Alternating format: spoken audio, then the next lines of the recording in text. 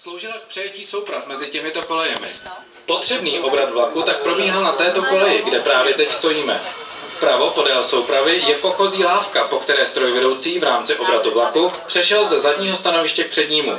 Náměstí Míru bylo konečnou stanicí po dobu 2 let a protože se vědělo, že Ačko bude pokračovat dále, tak nebyl za stanicí vybudován klasický obrat souprav. Je jenom úzká kovová lávka a teď zase, když půjdete vlevo, tak už pak tady uvidíte vlastně tu výjimku, kdy uvidíte, teď je tam i souprava, kdo tam vidí, tak vlastně tam je vidět i tamhle jde. pozorem i souprava v protisměru.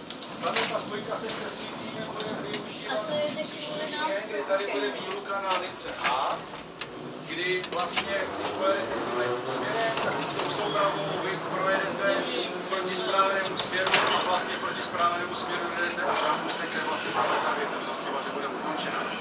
Takže příští sobotu a neděli tady bude výluka, kdy vlastně využijete i tuto spojku a proti správnému směru. A teď už vítejte na prvním provozním úseku trasy A a zároveň na nejhlubší stanici metra, která leží 53 metrů pod Korunní ulicí. Dalším prvenstvím této stanice je nejdelší eskalátorový tunel, který měří 87 metrů. Tady za stanicí bude za chviličku odbočka, respektive spojka, kde jsme se vydali, takže skočíme na lince C, za stanicí na Vyšehrad. Teď už budeš průzorem přes kabinu strojvedoucího vidět za chviličku to. Vlevo ve směru jízdy je kolejová spojka trasy A s trasou C.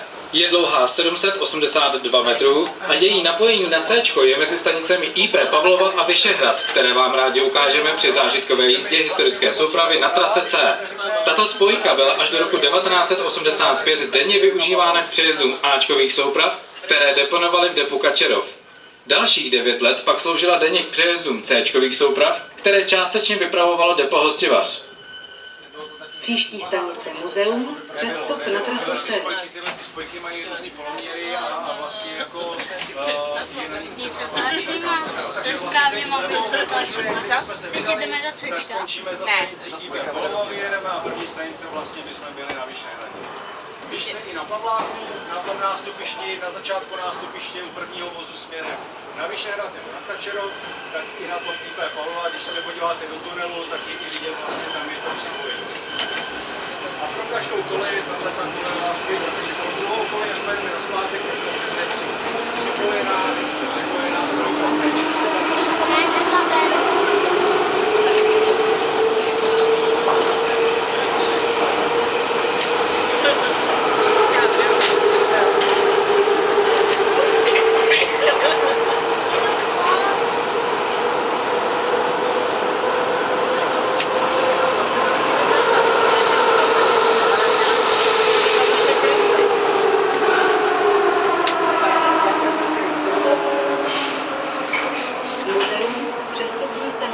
Stanice Muzeum byla v první přestupní stanicí pražského metra.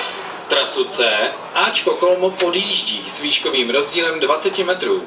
Následující úsek Muzeum Můstek v délce 688 metrů je nejkratší mezi stanicemi a zároveň patří mezi nejvytíženější na trase A. Příští stanice Můstek, přestup na trasu B.